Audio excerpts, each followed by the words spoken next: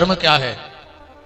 आज सनातन धर्म में तनातनी ज्यादा है, व्यक्ति सनातनी कम है और उस धर्म की तनातनी ज्यादा कर रहा है कि नहीं कर रहा है। आदमी को धर्म से मतलब नहीं है, उसको तो सनातनी से तनातनी में आनंद आ रहा है। देखो, उस समय जो सनातन के नियम बनाए गए वो उस समय की बात थी। हो सकता है उस समय कुछ देश काल परिस्थिति बस कुछ ऐसे निर्णय लिए गए हों, तो ऐसा भी तो हो सकता है कि उनमें परिवर्तन भी हो सकता है।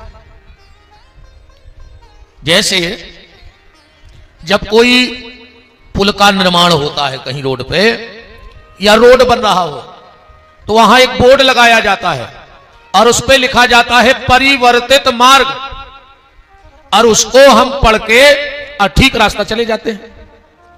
अब अगर तुम इस जिद में, इस अड़ी में पड़े रहो कि नहीं हम तो उसी रोड से निकलेंगे जिससे पहले निकलते रहे, अब वो रोड तो काम लगा है तो आगे गड्ढा है, और अगर उसमें जाओगे तो गड्ढे में नहीं गिर जाओगे।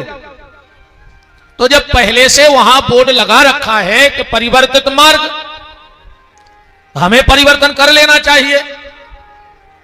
और अगर इस पे अड़े रहो कि नहीं नहीं नहीं, जहां से हमारे बुजुर्ग निकलते रहे, जहां से रोज हम निकलते रहे, हम तो उसी रास्ते में जाएंगे, तो आगे गड्ढा है, गिर जाओगे, और फिर वही सनातन में तनातनी मच जाएगी। देखो, आज के अर्जुन ने अपने उत्तर बदल लिए हैं। तो आज के अर्जुन ने अपने प्रश्न बदल लिए हैं, तो आज के कृष्ण को भी अपने उत्तर बदल देने चाहिए, बिल्कुल उत्तर बदल देने चाहिए, क्योंकि उस समय की समस्या कुछ और रही, इस समय की समस्या कुछ और है। उस समय परिस्थिति कुछ और रही होगी, इस समय की परिस्थितियां कुछ और हैं।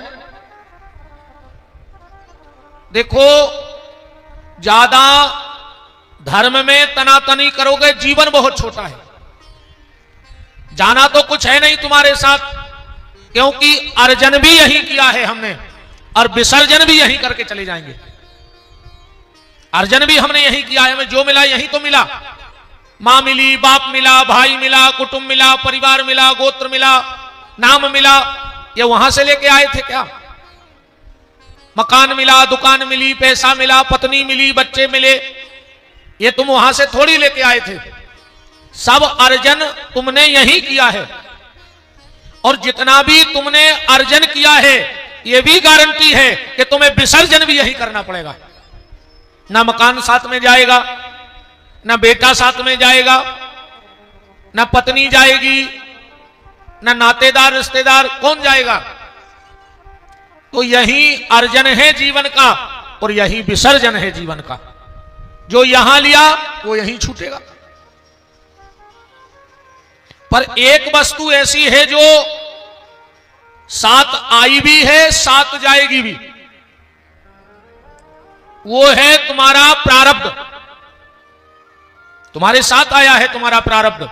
अब वो पुण्य के रूप में आया है कि पाप के रूप में आया है, इसका निर्णय तो हमारी दैनिक दिनचर्या बताएगी। हमारी दैनिक दिनचर्या हमें बताएगी कि प्रारब्ध में हम क्या लेके आए हैं, पुण्य लेके आए हैं कि पाप लेके आए हैं।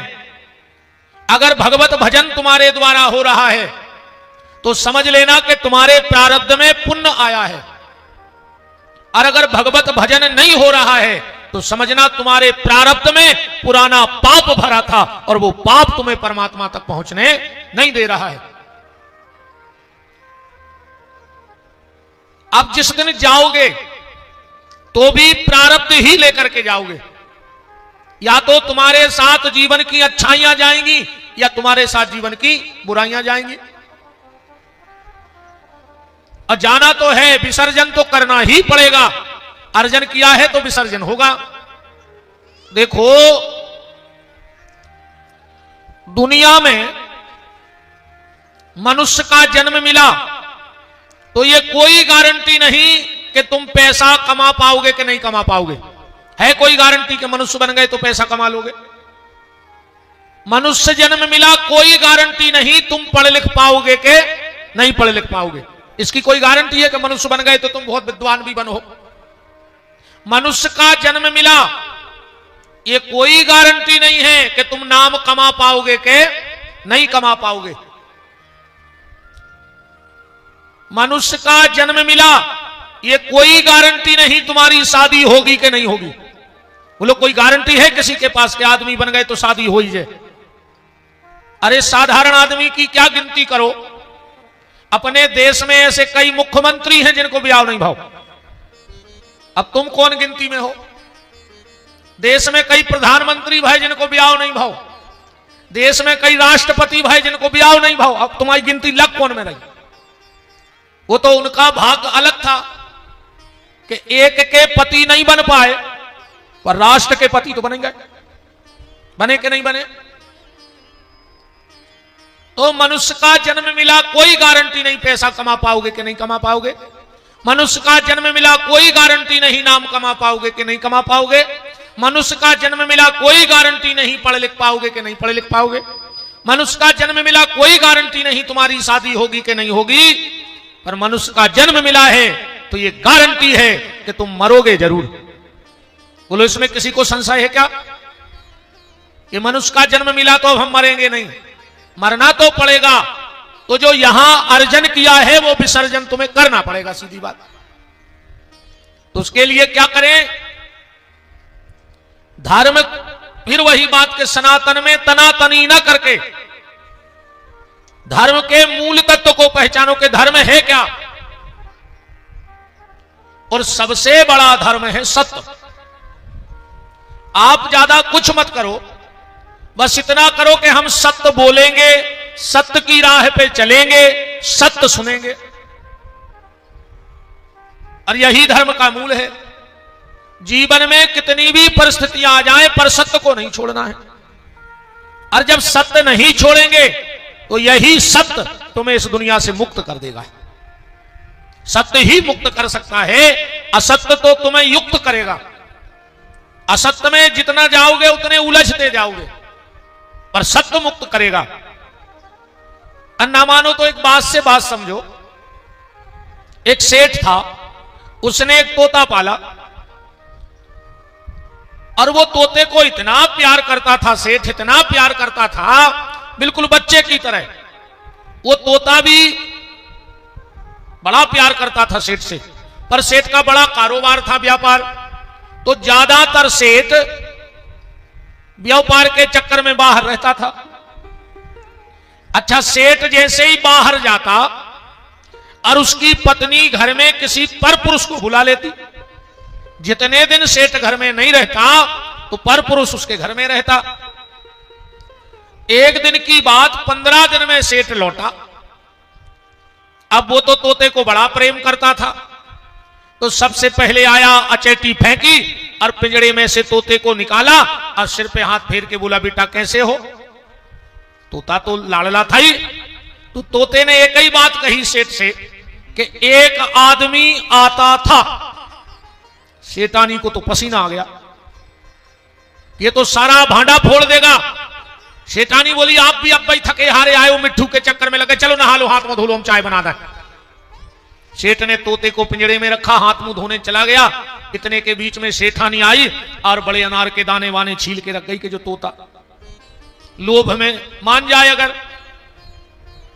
पूरे अनार के दाने, सेब, केला खाके और जैसे ही वो हाथ मुंह धो के आया, उसने फिर तोते को निकाल के हाथ पे बिठाया। तोता बोलो कि एक आदमी आता था। सेठानी ने कही बड़ो चक्कर बन गया। सेठानी बोली, उठो जल्दी, खाना ठंडो हो रहा। सेठ ने फिर पिंजड़े में रखा, बोले बेटा आते हैं, रुक जा। सेठानी ने एक डंडा उठाया, छोटा सा, बहुत मारा तोते को कि जब प्यार से नहीं माना तो डांट से मान जाएगा। सेठ जी ने भोजन किया। अब सेठ जी तो बहुत दिन में आए थे, तोते से बड़ा प्रेम था। जैसे ही पिंजड़ा खोला, हाथ पे रखा, पूरा निशान बने, खूब मार खाई। पर जैसे ही तोते को हाथ पे बिठाया, बेटा कैसे हो? बोले एक आदमी आता था। शैतानी ने कहा प्यार में भी नहीं माना, दंड दिया तब भी नहीं माना।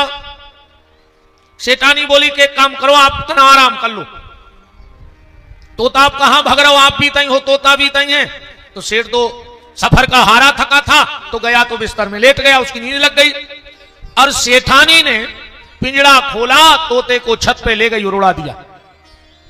तोता उड़ करके अपने परिवार में पहुंचा। तो परिवार बोले कि 5 साल बाद लौटे, कहां रहे इतने दिन? अरे बोले एक राज सेठ के पिंजड़े में फंस गया था। बोले मुक्त कैसे हो गए? तोते ने कहा मैंने सत्य को नहीं छोड़ा, बस मैंने सत्य को नहीं छोड़ा। मुझे प्रलोभन भी दिया गया, अनार खिलाया गया कि मैं सत्य कहना छोड़ दूं, पर जब प्रलोभन में मैं नहीं माना तो मुझे दंड भी दिया गया कि कम से कम प्रताड़ना के भय से मैं सत्य कहना छोड़ दूं, पर मैंने सत्य नहीं छोड़ा। और जो सत्य नहीं छोड़ता वो एक ना एक दिन इस शरीर रूपी पिंजरे से मुक्त हो जाता है। जैसे तोता मुक्त हो गया, ऐसे ही एक दिन ये शरीर भी मुक्त हो जाएगा, पर उसके लिए सत्य का अनुसरण करना पड़ेगा। सत्य का अनुसरण करना पड़ेगा। और सत्य का अनुसरण कहां से होगा? सत्य की पहचान कहां से होगी? सत्य के प्रति जिज्ञासा कहां से जागेगी?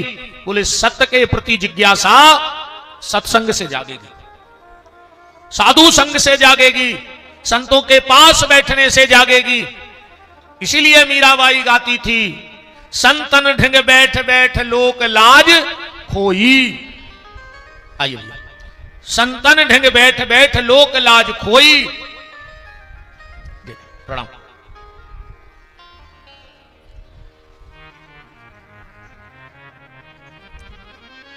तो सत्संग के माध्यम से, संतों की कृपा के माध्यम से ही सत्य में हमारी रुचि होगी और सत्य हमारे उच्चारण में कम हो, हमारे आचरण में ज्यादा हो। आज सत्य उच्चारण में बहुत है पर आचरण में कम है। बातें तो अपन अबे जितने थे बैठे या पूरे सागर को जोड़ ले और संसार को जोड़ ले, बातों में तो सांप आंधरे कर दे। अब भाई कर दो कि नहीं कर दो? पूरे लाल बुजक्कड़ अपन बैठे और जितने आ जाएं 2-5 लाख बेबी लाल बुजक्कड़ सब दुनिया में। बात ये नहीं है कि तुम जानते कितना हो, बात ये बिल्कुल नहीं है कि तुम कितना जानते हो, बात ये है कि तुम कितना मानते हो। पूरी रामायण की जरूरत ही नहीं है। रामायण की एक अर्धाली का आधा शब्द भी अगर हमारे जीवन में उतर जाए तो पूरी रामायण की आवश्यकता ही नहीं है। पर हम लोग जानते सब हैं पर मान कोई नहीं रहा है। तो आज धर्म हमारे उच्चारण में है, आचरण में नहीं है। धर्म हमारी कथनी में है, धर्म हमारी करनी में नहीं है। धर्म करनी में होना चाहिए क्योंकि ये कलयुग है। यहां हमारी कथनी भरी गड़बड़ हो जाए पर करनी गड़बड़ नहीं होनी चाहिए। हमारे उच्चारण भले गलत हो जाएं पर हमारे आचरण गलत नहीं होने चाहिए। स्वाज उच्चारण अच्छे हैं पर आचरण धर्म संगत नहीं है। बोलो हैं हम लोगों के आचरण धर्म संगत? क्या नहीं है हम लोगों के आचरण धर्म संगत। शास्त्र सम्मत नहीं है, धर्म सम्मत नहीं है, मर्यादा संबंधित नहीं है। तो सत्संग के द्वारा ही हम धर्म की सच्ची परिभाषा को समझ सकते हैं। ऐसा ही एक सत्संग राम कथा में हुआ, क्योंकि उस वक्त भी धर्म में थोड़ी सी सनातनी में तनातनी मची थी। तो एक सत्संग हुआ, रामायण में प्रवेश करिए यहां से कि एक बार भरी मकर नहाए, एक बारी भरी मकर नहाए, एक बार भरी मकर नहाए, एक बारी भरी मकर नहाए।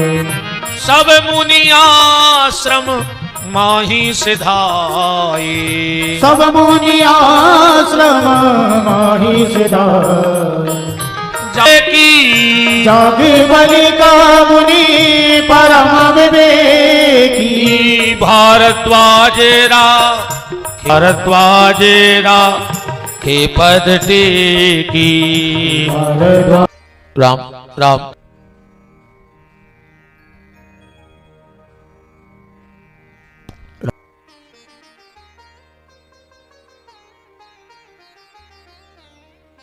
जैसे ही माघ का महीना विराम की ओर गया तो एक एक करके सब साधु संत चले गए। वहां मात्र 2 महत्व। अब आज की चर्चा में थोड़ा सा विचार करेंगे कि भारद्वाज जी कौन है और जागवल्क्य जी कौन है, इनकी उत्पत्ति कैसे हुई, इनके जन्म की कथा कैसे बनी। भारद्वाज जी के जन्म की तरफ भी चलेंगे आज इस बार के विषय में, और जागवल्क्य जी के जन्म पे भी चलेंगे, और आज अगस्त जी के जन्म को भी देखेंगे। भारद्वाज जी के पिताजी का नाम था महर्षि उतत्थ। ये उतत्थ कौन है? आप लोगों ने कार्तिक की पोथी में सुना होगा। कार्तिक की पोथी में उतत्थ ऋषि का वर्णन आता है। जब समुद्र मंथन हुआ तो उसमें 14 रत्न निकले और 14 उपरत्न निकले। उनके बाद जैसे ही लक्ष्मी निकली तो भगवान ने लक्ष्मी से कहा कि लक्ष्मी तुम हमारा वर्ण करो, हमें माला पहनाओ। लक्ष्मी जी ने कहा प्रभु ये तो शास्त्र मर्यादा के विरुद्ध है, क्योंकि ज्येष्ठ संतान का ब्याह पहले होना चाहिए। अब भगवान ने विचार करो कि कुलक्ष्मी से शादी को कर है। तो भगवान ढूंढते ढूंढते ढूंढते ढूंढते जंगल में उतत्थ ऋषि के पास पहुंच गए और कहा कि ब्याह करो। उतत्थ ऋषि ने कहा प्रभु काहे को संसार के चक्कर में पाल रहे हो, हीरा से महात्मा हैं, भजन कर रहे हैं, करन दो। भगवान बोले कर लो। किससे? बोले कुलक्ष्मी से। उतत्थ ऋषि ने कहा प्रभु तुम्हें मिली भी तो कुलक्ष्मी मिली हमें शादी कराने के लाने।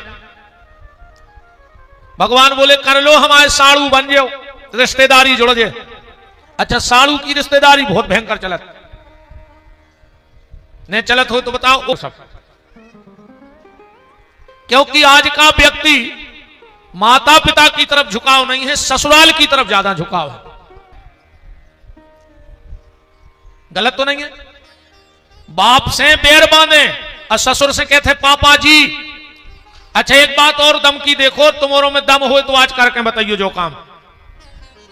तुम्हारी पत्नी तुम्हारे मुंह पे तुम्हारे मां बाप की बुराई करती है कि नहीं करती? आज तुम लोग सुनते हो कि नहीं सुनते? तुम्हारी पत्नी तुम्हारे मुंह पे तुम्हारे मां बाप की बुराई करती है और तुम लोग सुनते हो। अगर आज तुम में दम होए तो तुम पत्नी के मुंह पे अपने सास ससुर की बुराई करके देखिए, तो तुम्हें तुम्हारी औकात आ जाए, पता पड़ जाए कि तो कल गड़ुआ से ढराई जे हैं तुम्हारे। बोलो कितने दम की बात है कि तुम्हारी पत्नी तुम्हारे मुंह पे तुम्हारे मां बाप की बुराई करती है और हम बैठ के सुनते हैं, पर हम पत्नी के मुंह पे पत्नी के मां बाप की बुराई नहीं कर सकते। भगवान ने महर्षि उतत्थ से कहा कि उतत्थ तुम अगर शादी कर लोगे तो हमारे साड़ू भाई बन जाओगे। उतत्थ ने विचार किया कि चलो कम से कम भगवान से तो जुड़ जाएंगे, भगवान से एक नाता तो बन जाएगा। तो उतत्थ ऋषि ने शादी कर ली। अब वो तो थी कुलक्ष्मी। उतत्थ ऋषि सुबह उठे 4 बजे और जैसे ही स्नान करने लगे उसने क्या कर रहे हो? बोले अरे ब्राह्मण हैं साधु हैं तो पूजा पाठ करेंगे। बोले नहीं हमें ये सब पसंद नहीं है, आप स्नान नहीं करोगे। आओ वकील साहब तुम स्नान नहीं करोगे, जूठे मूठे बर्तनों में खाओगे, मैले कुचैले कपड़े पहनोगे, क्योंकि कुलक्ष्मी मतलब कुलक्ष्मी। एक बात आज की कथा में ध्यान से सुनना, कभी भी उस घर में लक्ष्मी प्रवेश नहीं करती। जिसके घर में एक वास्तु दोष हो, उस घर में कभी लक्ष्मी नहीं आएगी। कौन सी गलती? किवाड़ के पीछे कपड़ा नहीं टांगना चाहिए। हम लोग जो किवाड़ होता ना उसके पीछे कील लगा के कछु वो स्टैंड सो लगा के कपड़ा टांगत को और उसी पे कपड़े टांग देते हैं। उस घर की चौखट कभी लक्ष्मी भीतर नहीं नापती, क्योंकि कपड़ा मतलब शरीर से लगा हुआ है, बिना धुला भी है, अपवित्र भी है, तो उसको लक्ष्मी कैसे लंघ जाएगी? तुम्हारे कपड़ों के नीचे से थोड़ी निकल जाएगी। इसलिए ये वास्तु दोष का सबसे बड़ा दोष है कि किवाड़ के पीछे कभी कपड़ा नहीं टांगना चाहिए। और अक्सर करके घर में लोग किवाड़ के पीछे कपड़ा खील ठोक के जरूर, या वो कपड़ा टांगत को स्टैंड ठुकवा दें किवाड़ में। ये सबसे बड़ा दोष है। अब उतत्त ऋषि ने 24 घंटे तो जैसे तैसे कुलक्ष्मी को झेला, ना उसने पूजा करने दी, ना स्नान करने दिया, ना संध्या बंदन करने दिया। उतत्त ऋषि ने पकड़ा हाथ, नित्य में भगवान को ब्याह होगा तो लक्ष्मी के संग हाथ पकड़ा, भगवान के पास आए, बोले ये लो तुम्हारी जिट सास, हम तो बाबा ऐसा ही है, हमें बाईचा नहीं आप, ना पूजा करने दे रही, ना पाठ करने दे रही, ना हवन करने दे रही, आप तो आप जानो। भगवान ने कहा हम क्या करें इसका? उतत्त ऋषि तो चले गए। भगवान ने कुलक्ष्मी से कहा चलो हम तुम्हें दूसरा पति ढूंढे देते हैं, कोई तुम्हारे ही जैसा जो अपवित्रता की जिंदगी जीता हो। और भगवान गए और कुलक्ष्मी को पीपल की जड़ में बिठा दिया और बोले कि जब तक हम तुम्हें पति ढूंढ के न आ जाएं तब तक तुम इस जड़ में से निकलना नहीं। और भगवान गए, फिर लौट करके कभी पीपल की जड़ में नहीं गए भगवान। आज भी कुलक्ष्मी पीपल के जड़ में है। इसीलिए इतवार के दिन कुलक्ष्मी को भगवान ने पीपल के जड़ में बिठाया। इसीलिए इतवार के दिन पीपल का स्पर्श नहीं करना चाहिए, पीपल में जल भी नहीं चढ़ाना चाहिए इतवार के दिन। जैसे एकादशी के दिन तुलसी को जल नहीं चढ़ाना चाहिए,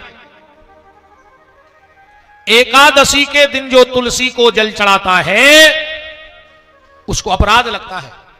क्यों? देखो साल में एक निर्जला एकादशी होती है। कई लोग रहते भी हैं विशेष, हमारी ये माताएं, इनकी धर्म कर्म के प्रति बड़ी श्रद्धा है, बड़ी आस्था है, और हमें तो लगता है कि 90% धर्म माताओं से ही चल रहा है। अगर माता जी हरे घर में न होए तो घर में कहूं अगरबत्ती न जल है, अगरबत्ती न जल, भगवान पे धूरा चढ़ जाए, कुछ ना कुछ व्रत पूजा विधि त्योहार करती रहती हैं, कुछ ना कुछ धर्म कर्म आप लोगों के द्वारा, माताओं के द्वारा होता रहता है। होता है कि नहीं होता? तो हम लोग साल में एकादशी निर्जला करते हैं, पर भगवती वृंदा तुलसी, भगवती वृंदा तुलसी पूरे साल की एकादशी निर्जला करती हैं। तो उस दिन एकादशी के दिन तुलसी को जल नहीं चढ़ाना चाहिए, वरना माता तुलसी के व्रत को खंडित करने का दोष हमें और आपको लगता है। एकादशी के दिन तुलसी की परिक्रमा करो, तुलसी के नीचे दीपक जलाओ, तुलसी की प्रार्थना करो, पर तुलसी को जल मत चढ़ाओ। और जिसके घर में शुक्रवार के दिन, ध्यान से सुनना, जिसके घर में शुक्रवार के शुक्रवार तुलसी को दूध चढ़ाया जाता है, पर दूध गाय का हो, भैंस का ना हो, वरना फिर तो बड़ा अपराध लगेगा। एक बात और आपसे निवेदन करें, आप घर में आरती करती हो, हवन करती हो, तो सिर्फ गाय के घृत का उपयोग करो। तुम लाखों लाखों कुंटल हवन होम दो, पर अगर उसमें महिष का घृत, महिष माने भैंस, भैंस का घी मिल गया तो वो तुम्हारा यज्ञ दैविक वैदिक ना होकर पिशाच वृत्ति का यज्ञ हो जाएगा। उसमें तुम्हारे घर में सिर्फ पिशाचता बढ़ेगी, मानवता नहीं बढ़ेगी, दानवता बढ़ जाएगी। इसलिए घर में आरती भी करो तो गैया के घी की करो, वरना सीधी फूल बत्ती जलाओ और वो धूप बत्ती जलाओ। भैंस के घी का उपयोग मत किया करो। पर एक जगह ऐसा भी विधान है, साल में एक बार भैंस ही को घी दूध चाहने पर है ना, चाहिए पड़ता है। शायद हर चट में लगा कि ऋषि पंचमी में हमें ध्यान से उड़ गए, ऋषि पंचमी है कि हर चट, हाँ हर चट के दिन भैंस को दूध, भैंस को घी, एक दिन भर ऋषियों को भोग लगता है। तो इतवार के दिन भगवान कुलक्ष्मी को पीपल की जड़ में बिठा के चले गए और फिर भगवान लौट के न आए। कुछ दिन बाद लक्ष्मी जी ने पूछा कि प्रभु दीदी के हालचाल पता नहीं, दीदी कहां है? भगवान बोले लक्ष्मी मैं उसको पीपल की जड़ में बिठा के आ गया। अब बहन तो बहन है, लक्ष्मी जी गई किस दिन? शनिवार के दिन। बहुत लिपट के रोई कुलक्ष्मी कि बहन मुझे तेरा पति यहां बिठा के चला गया और लौटा ही नहीं आज तक, अब मैं अकेली रोती रहती हूं। तो लक्ष्मी जी ने कहा बहन मैं शनिवार के शनिवार तुमसे मिलने जरूर आऊंगी।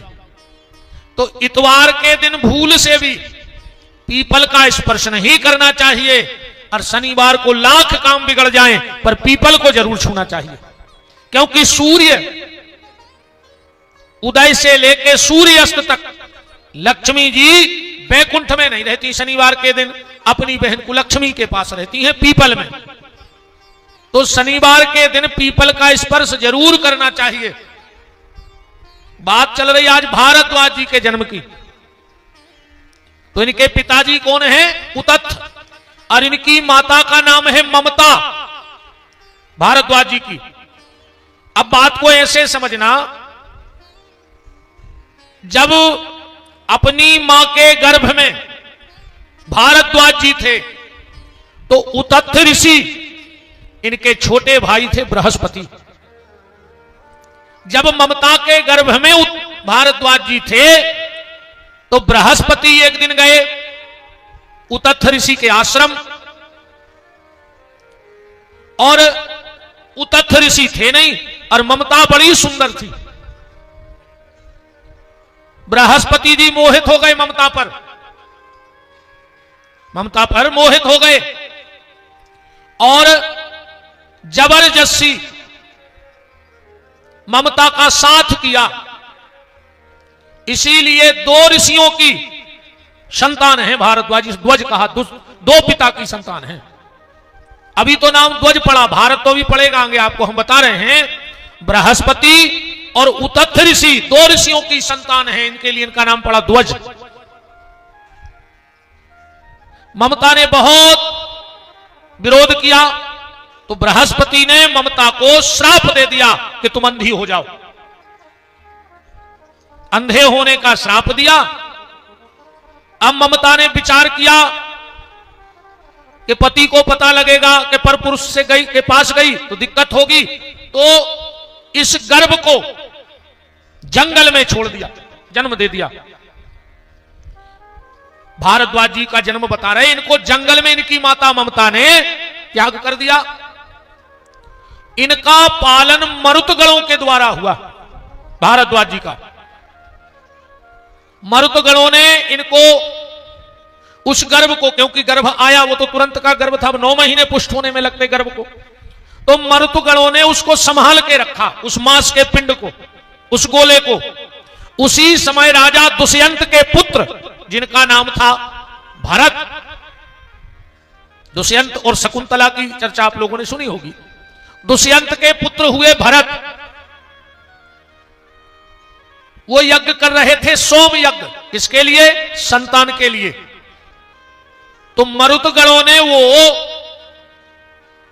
मांस का गोला पिंड ले जाकर भरत राजा को दे दिया, दुष्यंत के पुत्र को, अब उनको तो पुत्र से मतलब था कि पुत्र मिल जाए, तो भरत के यहां पले और ध्वज माने दो पिता से इनका जन्म हुआ, इसलिए इनका नाम भारद्वाज ऋषि पड़ा। ये सप्तऋषियों में शामिल किए गए, सप्तऋषियों में इनको शामिल किया गया। इनका विवाह हुआ, इनकी दो पुत्रियां थीं। एक पुत्री भारद्वाज जी की ब्याह गई जागवल्क जी को, जागवल्क जी दामाद थे भारद्वाज ऋषि के। और दूसरी पुत्री थी जिसका नाम था सुयसा, वो ब्याही गई किसको? विशिश्रवा ऋषि को। भारद्वाज की दो पुत्रियां, एक ब्याही गई जागवल्क जी को और एक ब्याही गई विशिश्रवा ऋषि को, जिनका नाम था सुयसा। और इन्हीं के यहां कुबेर का जन्म हुआ। विशिश्रवा और सुयसा के यहां कुबेर का जन्म हुआ। कुबेर कहते किसको हैं? कुबेर पैसा वाले को नहीं कहते। आजकल तो कोई से कह दे के ये तो अपने सागर के कुबेर आए, सुबह फूल के पिक्का हो जाता। कुबेर कहा किसको जाता है? तना खिस सके आओ माता जी हरो और कहा खिस सके आओ। हाँ,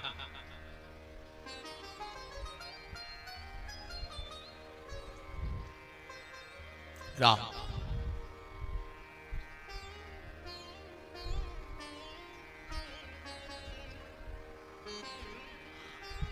तो कुबेर किसको कहा जाता है? हम लोग जानते हैं कुबेर माने पैसा वाला, पर संस्कृत में कुबेर का मतलब होता है काणा, एक आंख वाला, जिसकी एक आंख फूटी हो, उसको कुबेर कहा जाता है।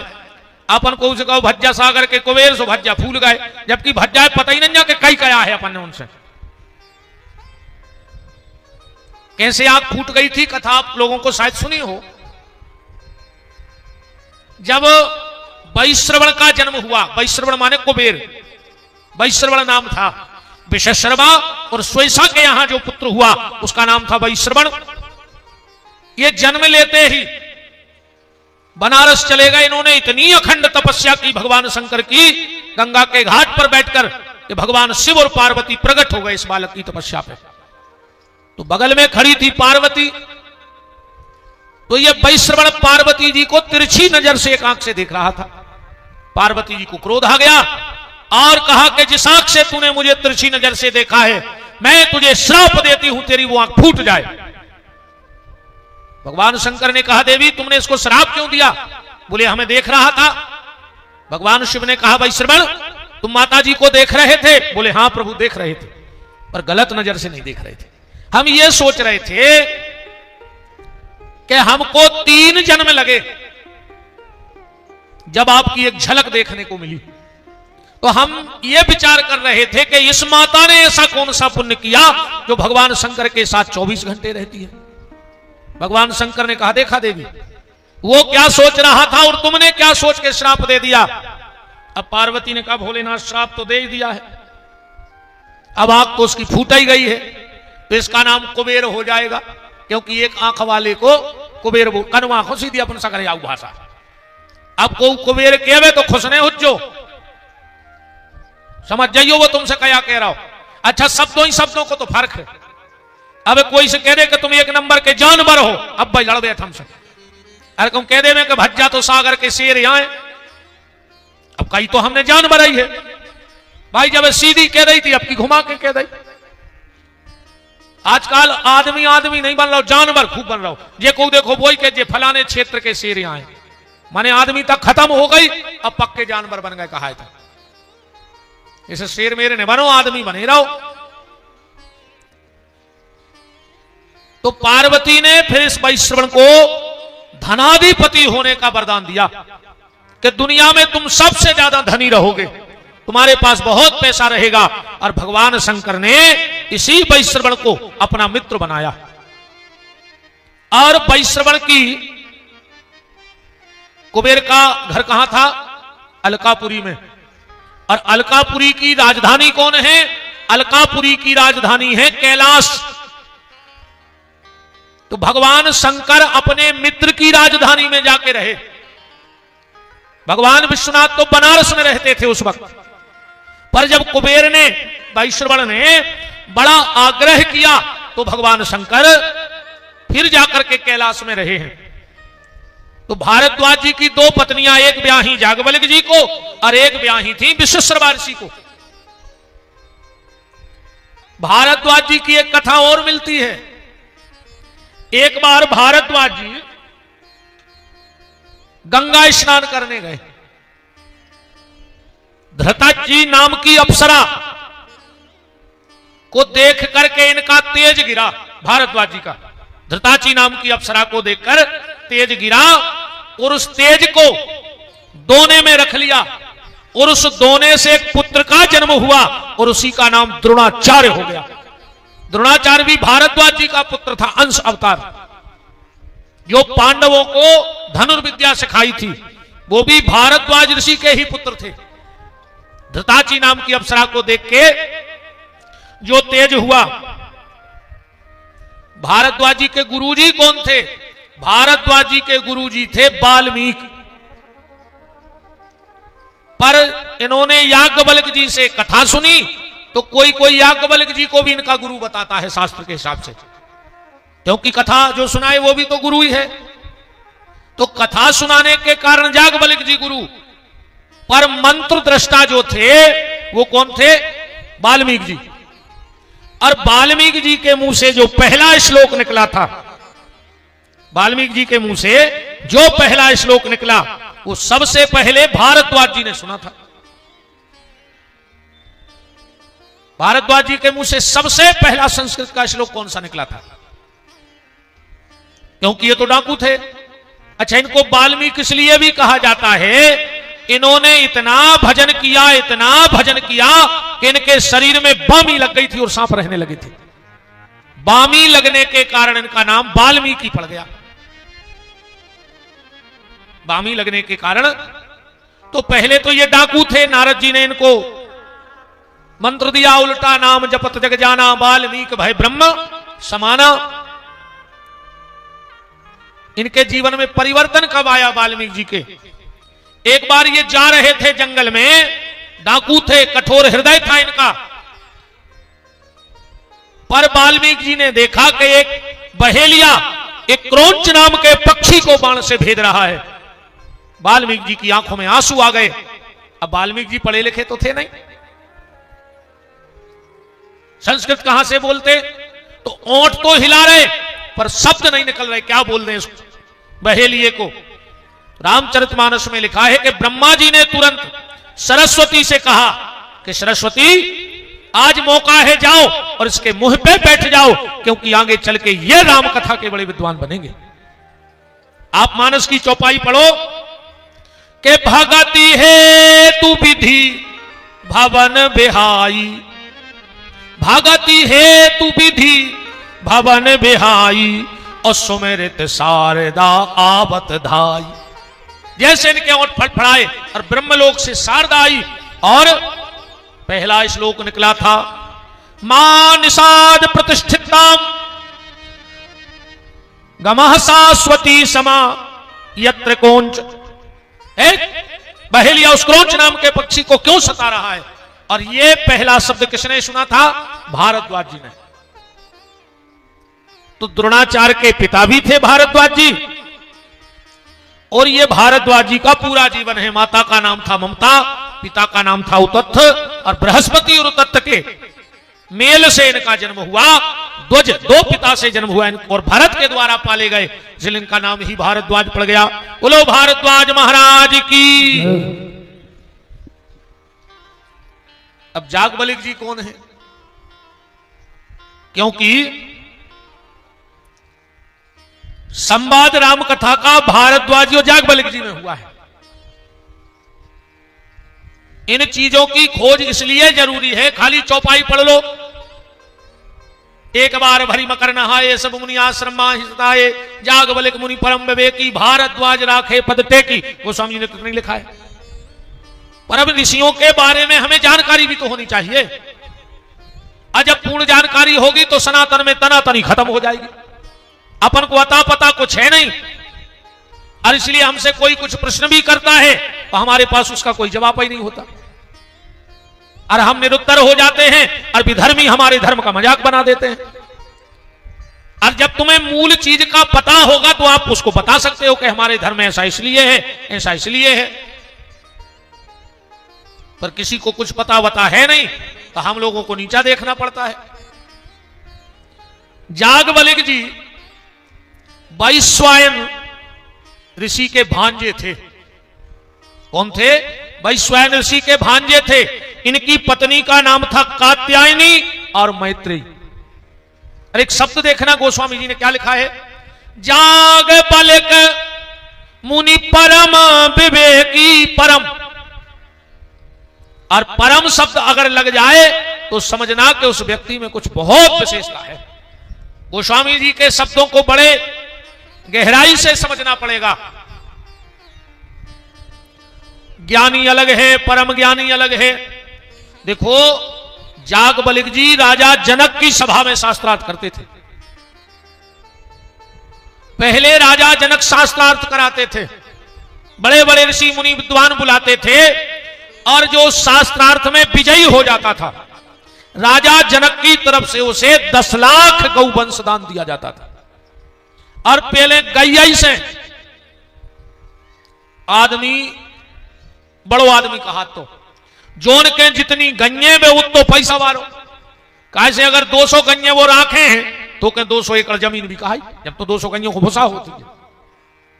और आज कलयुग में ऐसा होगा जे के कुत्ता बंदो वही बड़ो आदमी नहीं है। आज तुम्हारी कोई औकात नहीं है, आज तुम्हारी कीमत कुत्ता से है। शाम को कुत्ता घुमाओ, सवेरे कुत्ता घुमाओ, अब समझ में नहीं जाए आ रही कि कुत्ता कौन है घूम रहा और कौन को कुत्ता घुमाए रहा।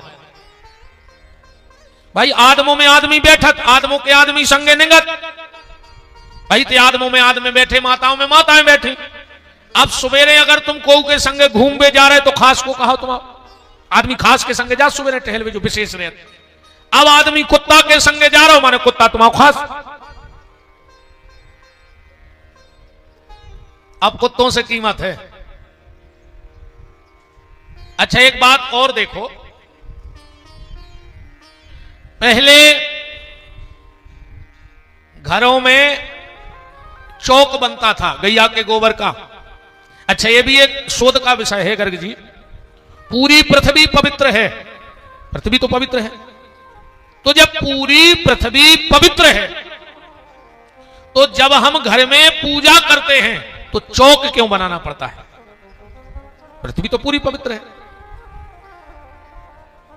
पर जितनी भूमि में हम पूजन करेंगे उतनी भूमि में चौक क्यों लीपा जाता है, वो भी गैया के गोबर से? क्या भूमि पवित्र नहीं है? अपवित्र है, इसीलिए तो उतनी जगह को पवित्र किया जहां ठाकुर जी का कलश चौकी रखी जाए। तो उतनी जगह को क्यों लीपा जाता है? क्योंकि पृथ्वी में एक दोष है और उस दोष को अगर खत्म ना किया जाए, पर आज का विषय नहीं है कि पृथ्वी में क्या दोष है कि उसे गाय के गोबर से पवित्र किया जाता है, पर यह शोध है। तो पहले हम गैया के गोबर से लीपते थे क्योंकि घर में गैया रहती। अब आजकल आदमी होगा स्टैंडरी में, तो ऐसा तो नहीं होगा कि गैया की जगह कुत्ता ही केस है। भाई फैशन के दौर में गारंटी की इच्छा ना करें। आदमी पढ़ लिख गो स्टैंडरी में कहो सोचत हो कि गैया नहीं तो कुत्ता ही के उठ ले आओ, अतना हाथ फेर दो बना दे चौक, होन दे पूजा बैठ जाओ वही पे। हरे राम। तो जागवल्क्य जी वैश्वायन ऋषि के भांजे हैं। इनकी 2 पत्नियां हैं, मैत्री और कात्यायनी। तो जनक जी जब शास्त्रार्थ करते थे और जो ऋषि उसमें जीतता था उसे 10 लाख गैयों का दान दिया जाता था। और हर बार जागवल्क्य जी ही उस समारोह के विजेता होते थे। इसीलिए लिखा है जागवल्क्य मुनि परम विवेकी। दक्षिण भारत, उत्तर भारत, मध्य भारत में उस समय जागवल्क्य जी की सानी का कोई विद्वान नहीं था। एक बार वैश्वायन ऋषि ने श्राद्ध किया और श्राद्ध में सबको बुला लिया। अब भांजे हैं याज्ञवल्क्य जी तो इनको भी बुलाया, और जब इनको बुलाया तो ये पहुंच नहीं पाए, याज्ञवल्क्य जी पहुंचे नहीं, तो वैश्वायन ऋषि को क्रोध आ गया। दूसरे दिन जब याज्ञवल्क्य जी पहुंचे, कहा मामा जी हम तो नहीं आ पाए। बोले तुम्हें आना था, तुमने अच्छा नहीं किया। अब अगर तुम मेरे पितरों के श्राद्ध में नहीं आए हो तो हमने तुम्हें जो विद्या दी है तुम उसको त्याग दो। ये मेरा आदेश है तुम्हारे लिए, क्योंकि तुम कल हमारे यहां श्राद्ध में नहीं आए, इसलिए जो भी विद्या दी उसे त्याग दो। तो उसी समय याज्ञवल्क्य जी ने पूरी विद्या का त्याग कर दिया जो मामा जी ने दी थी, और जैसे ही उस विद्या का त्याग किया तो और ऋषियों ने तीतर बनके वो विद्या को चुनो जो याज्ञवल्क्य जी ने उगला बमन किया उस विद्या का, तो और ऋषियों ने तीतर बनके और वो विद्या को खाया, और जिसके अंदर जितनी विद्या गई वही तैत्तरीय उपनिषद के नाम से आज जगत में विख्यात हो गई। तैत्तरीय उपनिषद हैं, अलग अलग ऋषियों के हैं। और जो अभी श्रावण का महीना चल रहा है, इसमें जो विद्वानों के द्वारा रुद्री बोली जाती है, रुद्राष्टाध्यायी, इसके ऋषि कौन हैं?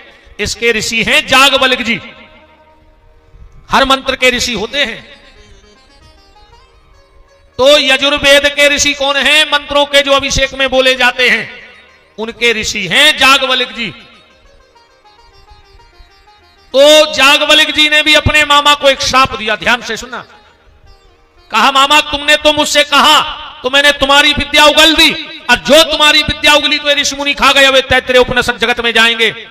पर आज के बाद मैं भी एक बात कह रहा हूं कि अगर किसी के घर में उसके माता पिता की श्राद्ध होगी और अगर उसमें भांजे को नहीं बुलाया जाएगा तो वो श्राद्ध स्वीकार नहीं की जाएगी। आप श्राद्ध में अगर अपनी बहन को और अपने बहन बहनोई ना भी आ पाए तो कोई दिक्कत नहीं। अरे ये नहीं कि आप ब्राह्मण हो, क्षत्रिय हो, आप किसी भी समाज में हो और श्राद्ध कर रहे हो, और अगर श्राद्ध का भोजन भांजे को नहीं बुलाया जाएगा तो वो श्राद्ध सफल नहीं माना जाएगा। भांजे को श्राद्ध में जरूर बुलाना चाहिए। ये याज्ञवल्क्य जी और वैश्वायन ऋषि के संवाद की कथा आपको बता रहा हूं। कल मैंने कहा था कि माताओं को श्राद्ध नहीं खाना चाहिए, चाहे ब्राह्मण हो, क्षत्रिय हो, किसी भी समाज में की माताएं हो, पर भूल के कभी किसी के श्राद्ध का न्योता स्वीकार मत करना, जाना नहीं आज के बाद, ध्यान रखना। और श्राद्ध में जब तक भांजे का भोजन ना हो, किसी का भोजन हो गया हो, पर अगर तुम्हारे भांजे ने तुम्हारे यहां श्राद्ध में भोजन नहीं किया तो वो सारा श्राद्ध का फल निष्फल चला जाएगा। याज्ञवल्क्य जी अपने मामा वैश्वायन ऋषि के यहां से आए और फिर उन्होंने सूर्य उपासना की, सूर्य आराधना करी याज्ञवल्क्य जी ने। और इतनी सूर्य आराधना की, इतनी सूर्य आराधना की कि भगवान सूर्य की कृपा से एक तो ये यजुर्वेद के मंत्र दृष्टा बने, और इन्होंने वाजसैनीय संहिता को लिखा। वाजसैनी संहिता वशिष्ठ ऋषि के द्वारा रचित है। याज्ञवल्क्य स्मृति इनका एक प्रसिद्ध ग्रंथ रहा। तो ये दोनों महात्मा प्रयाग में मिले। गोस्वामी जी लिख रहे हैं कि याज्ञवल्क्य मुनि परम विवेकी, भारद्वाज राखे पद टेकी। याज्ञवल्क्य मुनि परम विवेकी, भारद्वाज राखे पद टेकी। याज्ञवल्क्य मुनि परम विवेकी, भारद्वाज राखे पद टेकी। याज्ञवल्क्य मुनि परम विवेकी, भारद्वाज राखे पद टेकी। जैसे ही याज्ञवल्क्य जी जाने लगे, भारद्वाज जी ने रोक लिया। क्या लिखा है? भारद्वाज राखे पद टोकी, पांव पकड़ के रोका। रुक जाओ गुरुदेव। जागबलिक जी बोले, भारद्वाज तुमने हमारी गति रोक ली? बोले हाँ गुरुदेव। बोले क्यों रोकी? बोले अगर हम तुम्हारी गति ना रोकते तो हमारी दुर्गति हो जाती। आपके भले गति रुक गई पर हमारी दुर्गति तो बच गई।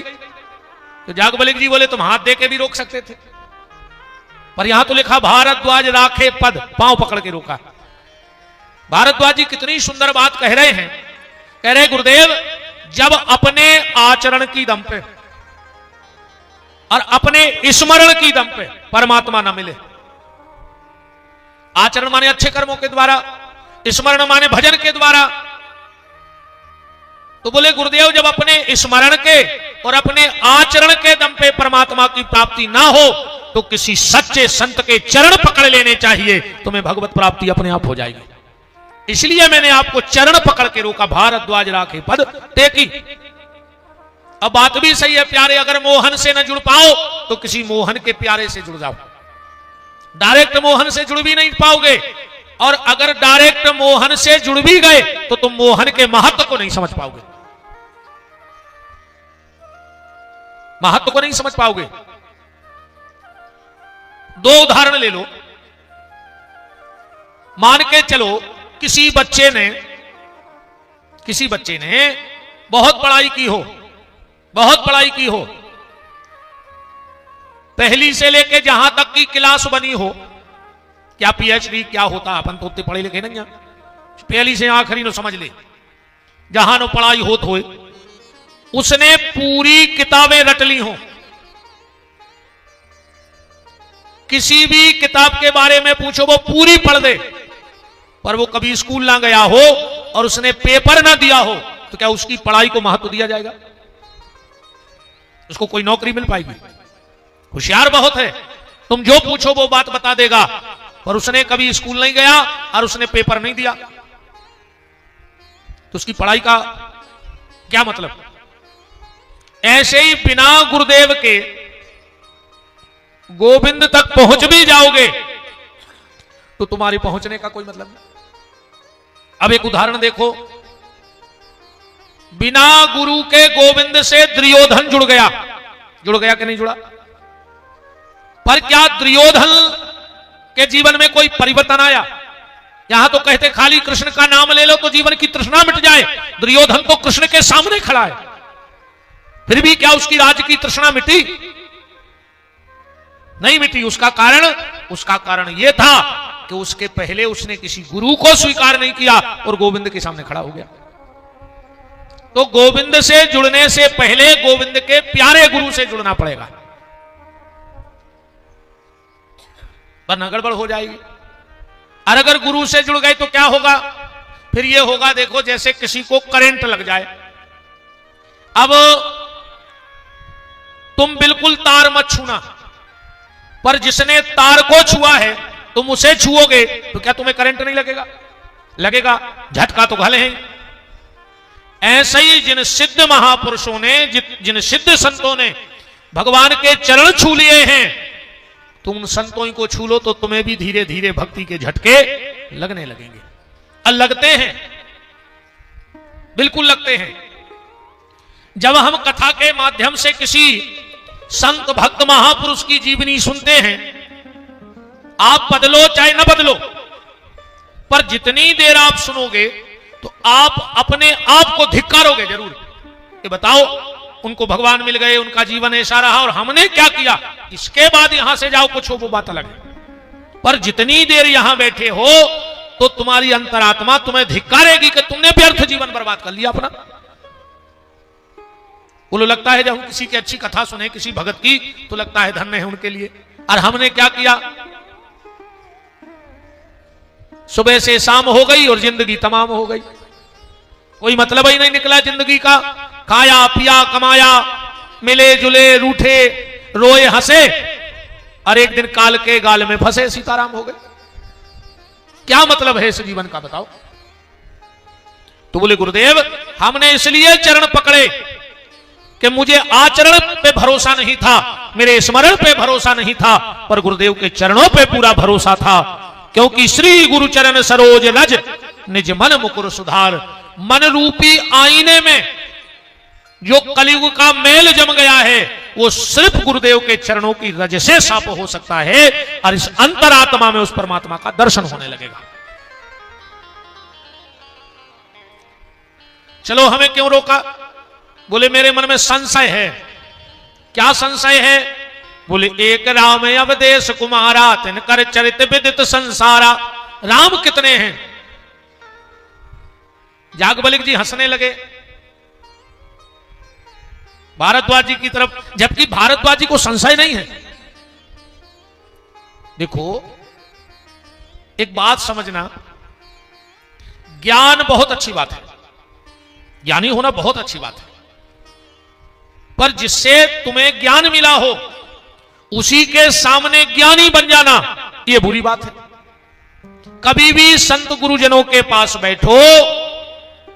हम लोग पता क्या करते हैं, ईमानदारी बताना, हम किसी विद्वान के जाएंगे तो उसकी नहीं सुनेंगे, उसको अपनी सुनाएंगे। तुम जितनी जानते हो तुम्हें लगता है हम बता देंगे, हम तो जाना था। बोलो है ऐसा कि नहीं है? अब लोग किसी संत महापुरुष ज्ञानी के बैठे तो वो की नहीं सुने हैं। अब या तो तुम्हारों की मजबूरी आहे थे हमारी सुनने पड़ रही, काश तुम्हारा मौका ही नहीं हमारी हम धरे। अरे मैं कहूं जाई चर्चा नीचे बैठ के हो रही होती तो तुम्हारे हमारी एक ने सुनते और हम इतनी सुनाऊते। अरे तो अब तुम्हारा मौका ही नहीं है, मजबूरी में सुनने पड़ रही। अच्छा जा संत ब्राह्मणों की बड़ी कृपा है आज के समय में, आज के समय में कोऊ की कोऊ नहीं सुन रहा हो, लड़का बाप की नहीं सुन रहा हो, पत्नी पति की नहीं सुन रही, भज्जा भज्जा की नहीं सुन रहा हो। वो तो हम पे कुछ का कृपा है कि आदमी हमारी सुन रहा हो और पैसा दे के सुन रहा हो। बताओ अच्छा देखो पैसा नहीं देते उन्होंने हमारे सुनने के, अकऊ जैसी हमारी सुन रहा है ऐसी बहू ने कहू सास की सुन ली होती, सास ने बहू की सुन ली होती, भज्जा ने भज्जा की सुन ली होती, मोड़ा ने बाप की सुन ली होती, तो तुम्हारा घर ही स्वर्ग और सत्संग हो जाता। सुनना जिसको आ गया। देखो परिवार में दो चीजें होती हैं, एक तर्क, और जिसके घर में तर्क होता है वो घर नरक होता है। जिसके घर में तर्क होगा वो घर नरक होगा, और जिसके घर में समर्पण होगा उनका घर स्वर्ग होगा। कोशिश करो कि तुम्हारे घर में तर्क ना जा पाए, वरना नरक बनने में टाइम नहीं लगेगा। समर्पण रखो, और समर्पण कब होगा? जब तुम परिवार की बात को सुनोगे। तो कभी भी किसी विद्वान किसी गुरुजन के पास बैठो तो सुनने की ताकत रखो। हम उनसे कुछ लेने गए हैं, उनको देने थोड़ी गए हैं। एक संत का नाम विस्मृत हो रहा हूं मैं, श्रीमद् भागवत के बहुत उच्च कोटि के विद्वान थे, बहुत उच्च कोटि के विद्वान। उन्होंने एक शिष्य को पढ़ाया और यह पढ़ा दिया कि बेटा जब भी घर से निकलो सो के उठो और सोने लगो, भोजन करो, मंदिर में जाओ, भगवान के सामने हाथ जोड़ो, संत गुरुजनों के सामने हाथ जोड़ो, ज्यादा ना कर पाओ तो इस मंत्र को जरूर बोला करो। मंगलम भगवान विष्णु मंगलम गरुड़ध्वजा मंगलम पुंडरीकाक्षो मंगलायतनो हरि। सुबह उठ के इस मंत्र को बोलो। इससे क्या होगा? बोले भगवान यात्रा मंगलमय करेंगे, दिन मंगलमय करेंगे, विचार मंगलमय करेंगे, धन मंगलमय करेंगे। तो अब गुरु ने अपने शिष्य को बताया और उसने अपना गुरु का आदेश मान लिया। एक दिन की बात, वो उन गुरुजी के यहां गया मिलने। उसको पता नहीं था कि हमारे गुरुजी आए। तो उनको प्रणाम किया, दंडवत करी, थोड़ी देर बैठे और कहा कि भगवान अब हम जाएं? हाँ बोले बेटा जाओ। तो जैसे ही वो उठा तो बोला मंगलम भगवान विष्णु मंगलम गरुड़ध्वजा मंगलम पुंडरीकाक्षो मंगलायतनो हरि। बोले ये मंत्र किसने सिखाया? बोले हमारे गुरुदेव ने। बोले इसका अर्थ जानते हो? बोले नहीं हमें तो नहीं पता, पर हमें तो गुरु के वचन पे विश्वास है कि हमारे गुरु ने कहा है कि इस मंत्र को बोलना है, तो हमें तो बोलना है बस। और गुरु के मंत्र पे भरोसा भी होना चाहिए। अच्छा तुम्हारे मेडिकल से दवाई ले आओ तो उन पे पूरा भरोसा नहीं है। अच्छा मेडिकल वाले से कब पूछा दवाई लेके काय में मार तो नहीं जे अच्छा आज तक उन्हें पूछ के काय हम जी तुम्हारी गोली ले जा रहा है खे हैं तो हम मार तो नहीं जे आज तक बता दे अच्छा को न कही हो जा बात मेडिकल वाले से या डॉक्टर से कहा हो कि डॉक्टर साहब जा दवाई हमें रिएक्शन तो नहीं कर जे हमें को खाए कि नहीं खाए को कितो फायदा हो जाए कै दिन में फायदा हो जाए कै दिन में ठीक हो जाए डॉक्टर ने पर्चा बना दिया तुमने चुपचाप ले लिया मेडिकल पे गए वहां उसने लिख दिया सुबह नाश्ता के पहले या नाश्ता के बाद खाना के पहले या खाना के बाद और तुम उसी आधार पे दवाई ले रहे हो कि नहीं ले रहे हो तो तुम्हें मेडिकल वाले पे तो संदेह नहीं है पर भगवान के नाम पे तुम्हें संदेह है। अरे तुम्हारे गुरु ने कह दिया कि राम नाम बोलो बस अब तुम्हें तो बोलना है। जब तुम्हें डॉक्टर पे भरोसा है तो गुरु पे भी भरोसा रखो। जैसे वो दवाई धीरे धीरे तुम्हारे शरीर के रोग को खत्म करती है ऐसे गुरु के द्वारा दी हुई दवाई धीरे धीरे तुम्हारे भव रोग को खत्म कर देगी। बिल्कुल गारंटी की बात है पर विश्वास। तो उन संत जी ने कहा कि तुम्हें इसका मंत्र जप आता है कि नहीं। अर्थ बोले हमें नहीं आता। तो बोले तुम्हारे गुरु जी को लेके आओ कल। अच्छा उन्हें भी पता नहीं था कि हमारे शिष्य का चेला है। वो आए बोले गुरु जी फला फला जगह चलना है और एक संत जी ने बुलाया है और कह रहे इसका अर्थ करो। बोले ठीक है बेटा बता देंगे चलो। और जो आश्रम के सामने गए अरे बोले तो मेरे गुरुदेव का आश्रम है। तुरंत दंडवती करी भीतर गए गुरुजी के चरणों में प्रणाम किया। गुरुजी ने कहा क्यों भाई तुमने इनको यह मंत्र दिया है मंगलम भगवान विष्णु मंगलम गरुड़ध्वजा मंगलम पुंडरीकाक्षो मंगलाय तनु हरि। बोले हाँ गुरुदेव दिया है। बोले तो इसका अर्थ करो। इसका अर्थ क्या है। तो उन्होंने दोनों हाथ जोड़ लिए और नीचे को गर्दन कर दी जबकि उनको 18,000 श्लोक भागवत के कंठस्थ थे तो इस मंत्र का अर्थ नहीं कर पाते। उन्होंने नीचे को गर्दन कर ली। बैठो बोले इसका अर्थ करो। बोले गुरुदेव मुझे तो यह मंत्र शुद्ध बोलना नहीं आता आपके सामने अर्थ कहां से कर दूं। पर इससे क्या समझ में आ रहा है। इससे यह समझ में आ रहा है कि जब हम अपने गुरुजनों के पास जाएं तो अपना ज्ञान ना बघारें पर उनसे जीवन के कुछ जीने के सूत्र जरूर ले लें। तो भारद्वाजी जानते तो सब हैं ऐसा नहीं कि जानते नहीं हैं पर वो अपने गुरुदेव से वो महिमा मंडित कराना चाहते हैं कि राम कितने हैं।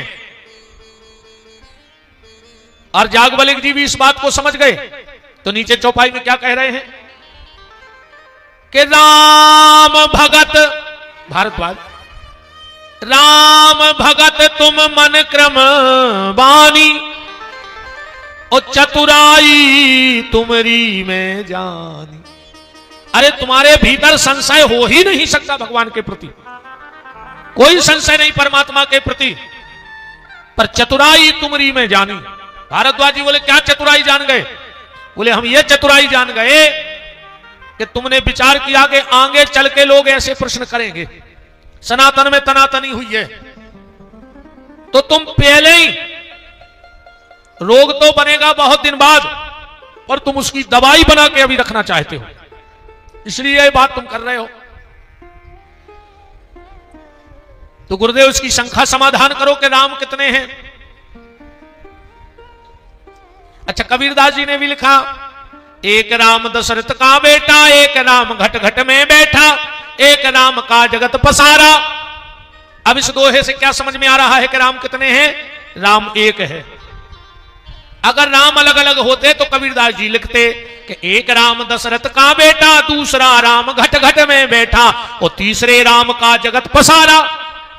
पर उन्हें 2-3 राम नहीं लिखे एक राम मतलब राम एक है अलग अलग राम नहीं है। कहा भारद्वाज जैसा संशय तुम्हें हुआ ऐसा ही संशय एक बार सती को हो गया। कब तो सती और शिव की चर्चा सुनाई गई और ये श्रावण का महीना तो चल ही रहा है और शिव तो कल्याणकारी देवता हैं ही। कल मैंने आपको बताया भी था कि जलहरी माने शक्ति और जब तक जलहरी की पूजा नहीं करोगे तो शिव की पूजा का कोई फल नहीं है क्योंकि बिना शक्ति के शिव भी अधूरे हैं। बिना शक्ति के शिव भी अधूरे हैं। तो जागवलिक जी भी थोड़ी सी शिव कथा भारद्वाज जी को प्रारंभ करा रहे हैं। कहां से प्रारंभ कराई।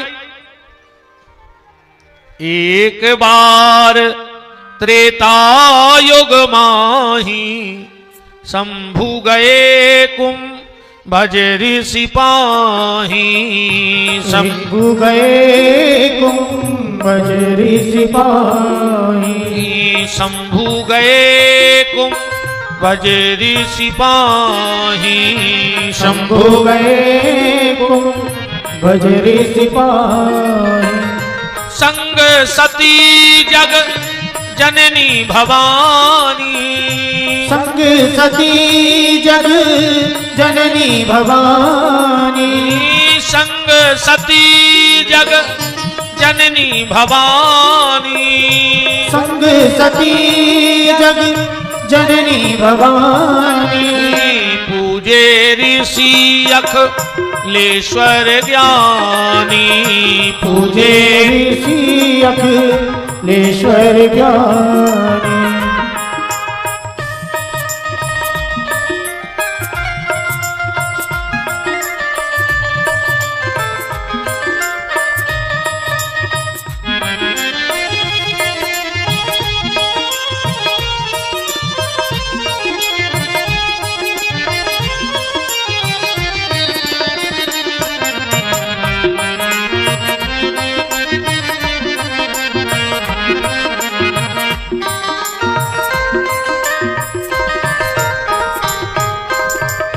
पूजे ऋषि अखिलेश्वर ध्यानी। पूजे ऋषि अखिलेश्वर ज्ञानी। भगवान शिव अगस्त जी के यहां गए। अगस्त जी कौन है? और वैसे आज भी शायद अगस्त ही चालू हो गया, 1 अगस्त है आज। 14 अगस्त की रात में सब अंग्रेज इकट्ठे हुए और सबने कहा कि रात रात में भारत छोड़ दो। बोले क्यों? बोले भारत का 1 अगस्त समुद्र पी जाता है। और सुबह 15 अगस्त इकट्ठे हो रहे अंग्रेजों को घोर के पीजे। तो 14 अगस्त की रात में अंग्रेजों ने भारत छोड़ दिया। ये अगस्त जी की ताकत है। अगस्त जी का जन्म कैसे हुआ? अगस्त जी मित्र वरुण चले जा रहे थे और रंभा नाम की अप्सरा को देखा। मित्र वरुण चले जा रहे थे और रंभा नाम की अप्सरा को देखा और इनका तेज जमीन में गिर गया और उस तेज को उठा करके एक मटके में रख दिया कुंभ में। और उसी मित्र वरुण के तेज से जो बालक हुआ उनका नाम हुआ कुंभज। घड़े में जन्म हुआ। इनकी पत्नी का नाम था लोपमुद्रा। अगस्त जी की पत्नी का नाम था लोपमुद्रा। अगस्त जी महाराज ने मलयागिर पर्वत पर बड़ी अखंड तपस्या की और भगवान शंकर के प्रभाव से इनको मंत्रों की बड़ी शक्ति मिली। राम जी ने यह बात अगस्त जी से कही है। क्या पूछा अगस्त जी से? आप रामायण पढ़िए कि अब सो मंत्र देव प्रभु मोही। राम जी कह रहे हैं अगस्त जी मुझे वो मंत्र दे दो। कौन सा? बोले जो तुमने शिव की आराधना से प्राप्त किया है। अब सो मंत्र देव प्रभु मोही अजय ही प्रकार मारो मुनि द्रोही। ऐसा मंत्र दे दो जिस मंत्र से मैं रावण को मार सकूं। तो मित्र वरुण और रंभा नाम की अप्सरा के द्वारा जो तेज घट में रखा गया उसी से अगस्त का जन्म हुआ। बोलो अगस्त जी महाराज की। आज उन्हीं अगस्त के यहां भगवान शिव कथा सुनने जा रहे हैं। अच्छा एक संकेत देखो, भगवान शंकर कहां रहते हैं? कैलाश पे, माने शिखर पे, ऊंचाई पे। और कुंभ माने घट माने निचाई। अगस्त जी नीचे रहते हैं, शिव जी ऊंचाई पे रहते हैं। पर शिव जी ऊपर से उतर के नीचे आए। मतलब अगर सत्संग करना है तो तुम्हें अभिमान के शिखर से उतरना पड़ेगा। क्योंकि जब तक अभिमान के शिखर पर बैठे रहोगे तब तक सत्संग तुम्हें अच्छा, सत्संग अच्छो लगत भी नहीं है सबको। अब वो ऐसे भी नहीं लगत। एक बात से बात समझ गए तुमने। एक पति ने अपनी पत्नी से कही कि चलो तो आज सोने की दुकान पे ले, तो ले तुम जितो ले पाओ। पत्नी भारी खुश। भल्लाओं ने तो 50 लाख को बैग कह लगो ले ली आज तो जो जो लेने हुए। मोटरसाइकिल पे बैठा लो, बस कारो चला ही रहो। इरे बगैर परी बागिरी मौके भर सो की पूरी नाक छुल गई। अब नाक छुली सो अब सोनी के काय को वो पहुंचो डॉक्टर के। डॉक्टर के गाओ, डॉक्टर ने कही अब तो ऑपरेशन हो जाए, नाक कट है। डॉक्टर ने नाक ही काट दी। 4-6 महीना में वह ठीक हो गई। पति बोलो कि चलो अब आज लुआएं दे रहा है जेवर। अब बताओ कि का काम को जेवर बचो। अब तो हम कहते घर बारो 3 करोड़ लाए फिर नकदी का कर है सोने को। बताओ भाई कौन भी माताओं कोई अकेली इतनी नाक कटी हो तुम कितना श्रृंगार दे हो। तुम तो झुमका पेरा दे, बिंदिया पेरा दे, हार पेरा दे, पर लगे है कैसी जा बताओ। जैसे नकदी के काम का सोना नहीं है, ऐसे कपटी के काम का सत्संग भी नहीं है। कपटी कभी सत्संग में नहीं जाते। नकदी सोना नहीं पहन सकती और कपटी कभी सत्संग में नहीं जा सकते, ये गारंटी है। और अगर आई जे है तो भाग जे। पूर्व जन्म के पापते जिन्हें हरी कथा ने सुहाए, अके काहू से लड़ पड़े और ना उठ के भाग जाए। वो लड़ पर को जगह पे हो लड़ पड़े वो भाग जे है तो रुक है ने गारंटी है। तो अभिमान के शिखर से नीचे उतरना पड़ेगा। शिव पार्वती सती चले जा रहे हैं। भगवान शिव को अगस्त जी ने देखा तो मन ही मन प्रसन्न हो गए। वाह, राम कथा बनाने वाला आज स्वयं राम कथा सुनने आ गया। राम कथा बनाने वाले कौन है? कौन है राम कथा बनाने वाले? गोस्वामी तुलसीदास जी नहीं। राम कथा बनाने वाले तुलसीदास जी नहीं है। वो तो मना कर रहे हैं कि कभी ना हो नहीं चतुर कहाऊं, अमति अनुरूप राम गुण गाऊं। तो तुलसीदास जी से बोली तुम नहीं है? बोले हमने स्पष्ट ही लिखा था कभी ना हो नहीं चतुर। हम राइटर नहीं है, ये हमने नहीं लिखा। मति अनुरूप। तो बोले मति किसकी है? बोले वो भी उधारी में लाए थे, वो भी अपनी नहीं है। मति अपनी नोई, अपनी होती तो अपन अच्छे ही गली चलत रहे थे जिंदगी भर। मति भी आथे और जाते। भजन करो तो मति आहे और भजन न करो तो मति चली जाए। कहां से आती है मति और कहां जाती है? बोले जनक सुता जग जननी जान की, अतिशय प्रिय करुणा निधान की। ताके जुगपद कमल मनाऊं और तासु कृपा निर्मल मति पाऊं। भक्ति के द्वारा ही मति अच्छी होती है। अच्छा, ये रहती भी सबके भीतर है। कुमति सुमति सबके उर रही, नाथ पुराण निगम अस कहाई। मति और कुमति सबके भीतर है, तुम्हारों के भीतर भी है। पर अब तुम्हें जो पता कैसे पड़े कि तुम्हारे भीतर कुमति है कि सुमति है, वो को भी आज घरे जाकर तरीका लगा लियो। अगर अपने से बड़ों की बात खराब लगन लगे, माता पिता की डांट खराब लगन लगे, सास की डांट खराब लगन लगे, तो समझ जाइयो कि तुम्हारे घरे कुमति आ गई। तब और कुमत बसी विपरीता। अच्छी सलाह बुरी लगने लगे और बुरी सलाह अच्छी लगने लगे। परिवार दुश्मन लगन लगे और बाहर के तुम्हें अपने लगन लगे, तो समझ लियो कि अब तुम्हारे घर में कुमति आ गई। सास की बात खराब लगन लगे और मम्मी की बात अच्छी लगन लगे। मम्मी समझ गई।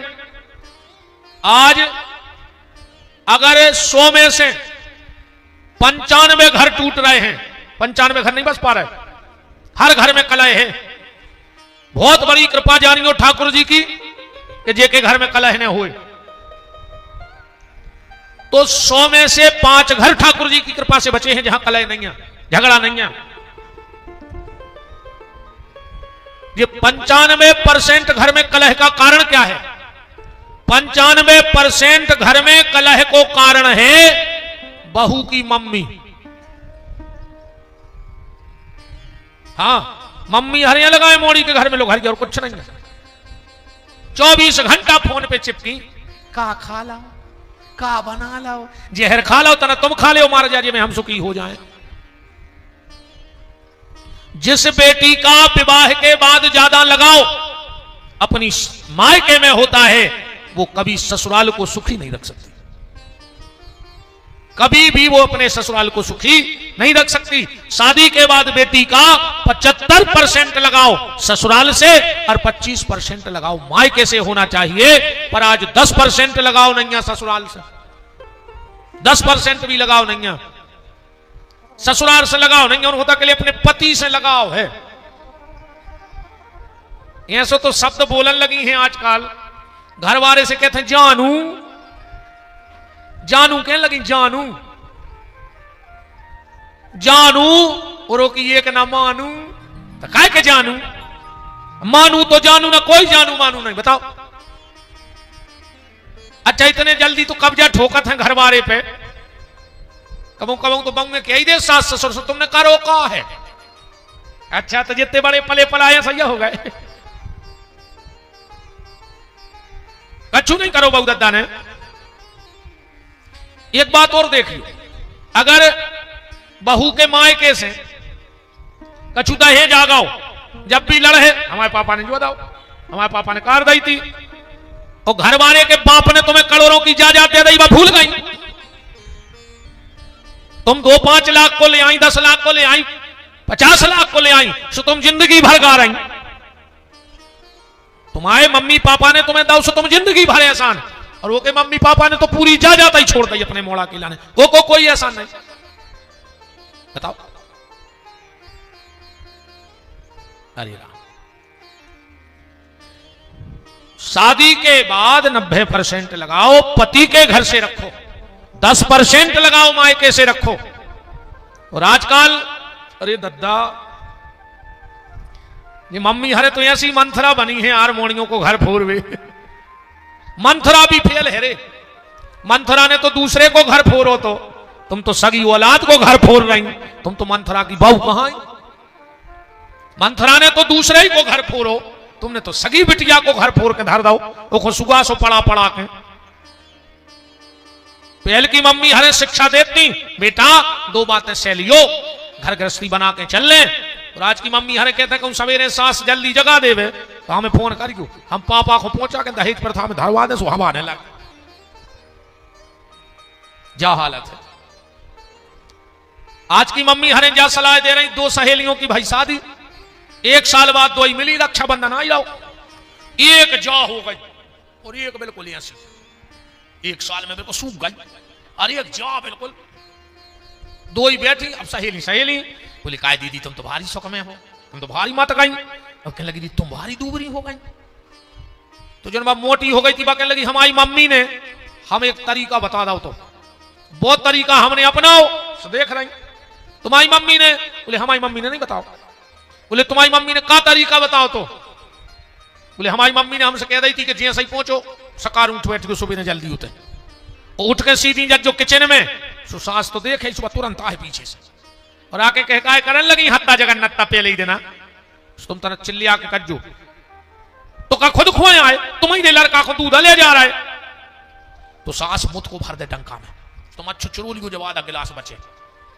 और तनाव में डाली को काजू के समय सुसास तो फिर वो डाल लेंदे का मोड़ा पी है, अच्छो 1 गिलास दूध काजू किशमिश बादाम को उबालियो, पति के कमरा में जज्जो, गिलास धर दियो टेबल पे, वो पति को जगज्जो, और जगाते ही साथ 2-4 ऐसी बातें करियो को बिल्कुल लाल हो जाए, जब जान लियो कि गुस्सा होगा उस गुस्सा में कज्जो, वो दूध पी ले, अब वो तो रहे बिल्कुल खपा, वो का कहे हमें नहीं पीने तुम पी ले, तो तुम तुरंत उठा के पी लियो। जा हालत है, जा शिक्षा दे रही राम, ऐसी शिक्षा ने दे, ऐसी शिक्षा को कोई मतलब नहीं है। ये मालक मुरुक हमरा बचन दी दद्दा नन्हे चौबे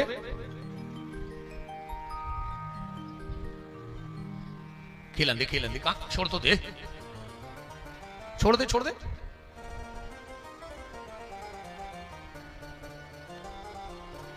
हम कल राहुल भैया से कह रहे थे या मुन्ना भैया से कह रहे थे, हमने कहा यार को नच भी बाहर नहीं, हाँ तो तुम्हारे परिवार में अब जो आगो कितनों नच रहा हो तो वो पारो देखो।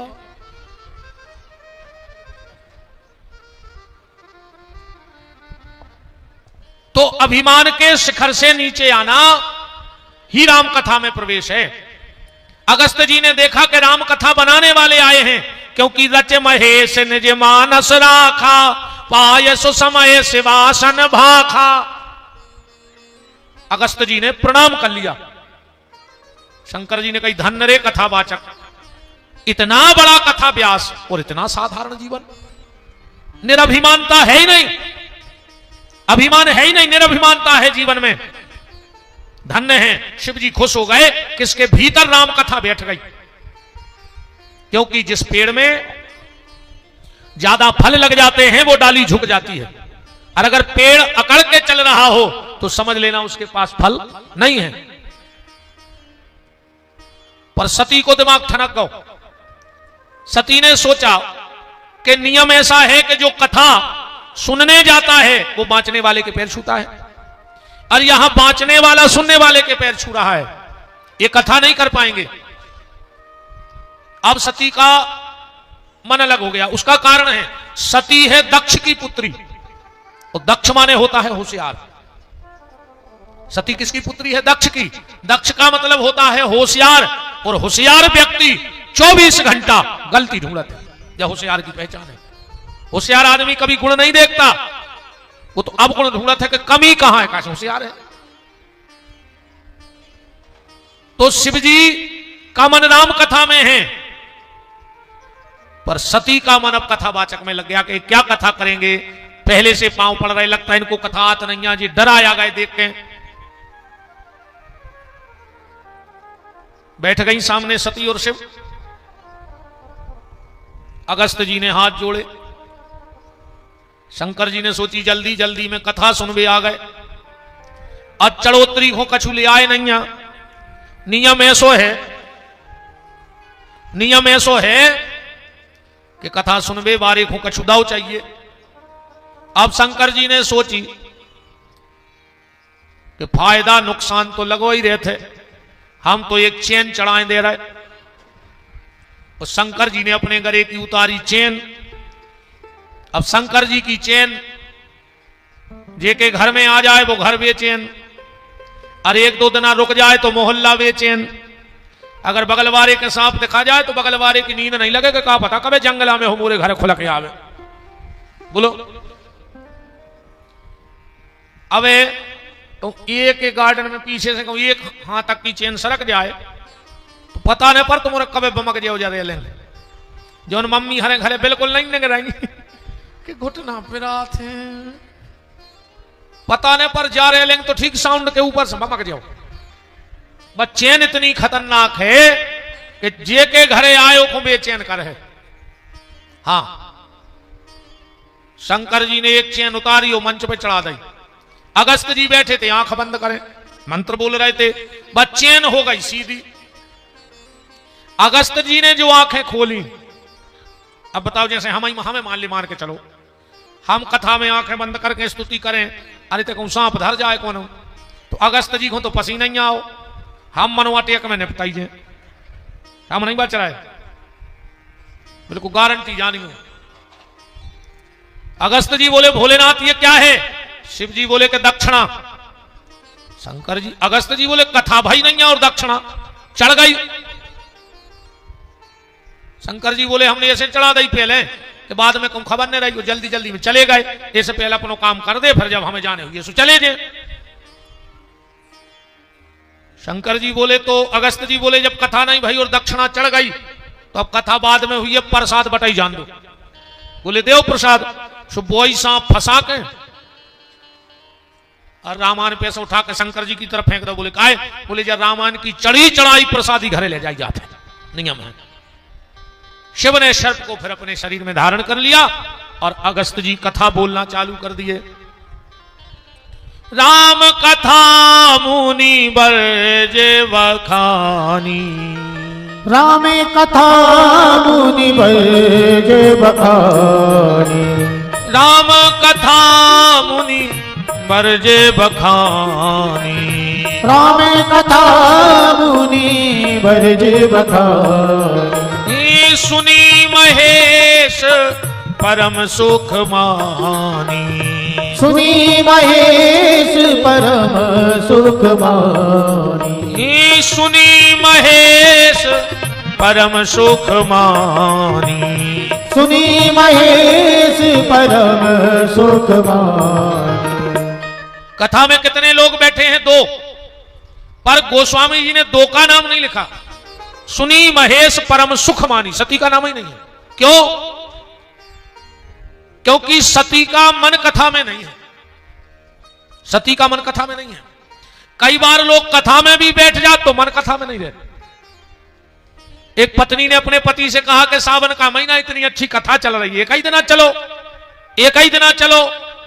तो पति बोलो कि तुम्हारे को चले हैं, दुकान भी बंद रहे है।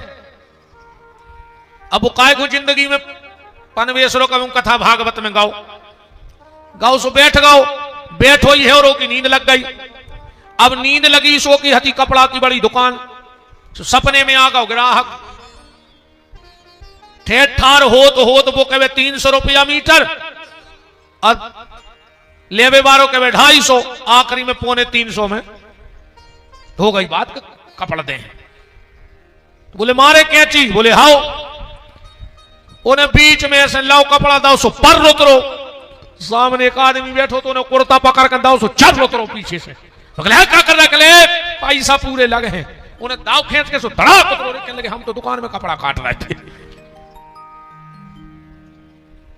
अब ये को भी ध्यान देने कि बैठे तई हो के हो कहां, बैठे थे हो कहां।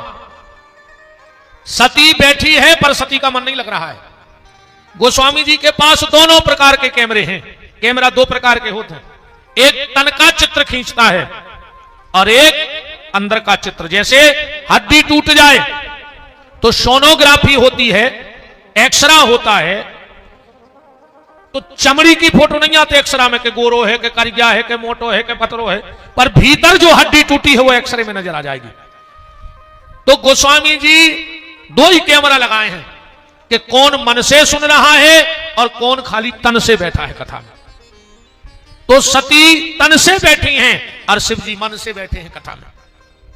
इसलिए लिख दिया राम कथा मुनि बरज बखानी, और सुनी महेश परम सुख मानी। आखिरी में अगस्त जी ने पूरी कथा सुनाई। शिव जी बोले कि अब जा बताओ दक्षिणा का बनी। अगस्त जी बोले भोलेनाथ वैसे तो ठेठ ठार नहीं करत, पर जैसो यजमान मिल जाए वैसी दक्षिणा ले लेते। शिव जी बोले तो फिर देख ले यजमान को। बोले काय? बोले यजमान के नहीं कपड़ा तक पेरवे, जे भाई नहीं तो पैसा कहां धरे। बंड्रेस फुल फ्रेस, नो केस फुल एस, चुन्नी नहीं आनंद में है। अगस्त जी बोले भोलेनाथ हमें पता है तुम्हारी असली प्रॉपर्टी को। शंकर जी बोले कहा है हमारा असली प्रॉपर्टी? बोले राम भजन। जा संपत्ति तो चोरी भी हो सकता है, पर राम भजन की संपत्ति को चोरी नहीं कर सकता। राम को ना वो सड़े न गले, नहीं घून लगे ना वो होए पुरानो। ना तो पुराना हुआ, ना घुन लगा, ना सड़ा, ना गला। तो आप तो हमें उसी संपत्ति में से थोड़ा सा हमारे नाम कर दो। क्या पूछा अगस्त जी ने? राम कथा मुनि बरज बखानी, सुनी महेश परम सुख मानी। अब दक्षिणा चुक रही है कि ऋषि पूछी हरि भगत सुहाई, और कही शंभु अधिकारी पाई। अब शिव और सती चले। जब हम कथा से जावे तो हमारे मन में क्या विचार आवे? यहां से जाओ घर तक तो ये विचार बना के जाओ कि आज हमने क्या सुना, हमारे जीवन में उसमें गलती कहां हो रही है, हम उसमें सुधार क्या कर सकते हैं। खाली एक कान से सुनी और एक कान से उड़ा दी, ऐसी कथा से कुछ नहीं होती। ऐसे तो तुम्हारे बैठ रहा है 20 साल से, तो जैसे तुम्हारे बैठे ऐसे ही कौन देना अपने घर बैठ भी बार यहाँ है कहीं काय कहने लगे उनके बैठ भी जा रहा है बैठ भी कभी जाता आदमी जब मर जाए कहीं बैठ भी जा रहा है उनके तुम नहीं कहीं बैठ भी तुम नहीं गए बैठ भी तो जैसे अपन बैठे ऐसे अपने घरे आदमी बैठे आप कथा में बैठो बहुत अच्छी बात है पर आपके भीतर कथा बैठ जाए ये उससे अच्छी बात है एक भी शब्द बैठ जाए रोज एक ना एक बुराई छोड़ो और एक ना एक अच्छाई जीवन में अपनाओ एक ही बात तो पकड़ लो एक पंडित जी कथा करा रहे थे पहले दिन जजमान से बोले खड़े हो जाओ जजमान बोलो जी शराब पीते हो जजमान बोलो ले ले कबों कबों बोले आज से कान पकड़ के कहो के छोड़ दिया अब पूरी पब्लिक में वो का करते उसके लोग कान पकड़े आज से शराब छोड़ी अब दूसरे दिन फिर पंडित जी आए बोले हाँ जजमान खड़े हो जाओ सिगरेट पीते हो कह लो आओ गुरु जी कबों कबों कहले कान पकड़ो कहो के आज से छोड़ दई के लगो आज से छोड़ दई तीसरे दिन फिर गुरु जी बोले क्यों जर्दा खाते हो बोले हाँ खा लेते कबों बोले कान पकड़ो कहो के आज से जर्दा छोड़ दो चौथे दिन गुरु जी ने कई ने पाई वोट के कान पकड़ के खड़ो होगा गुरु जी बोले काहे बोले आज हम अपने मन से छोड़ है आज तुमने कह पे हो गुरु जी बोले कहा छोड़ रहा है बोले आज से कथा में हाँ वही छोड़ रहा है आज से कथा में हाँ वही छोड़ दो और क्या करें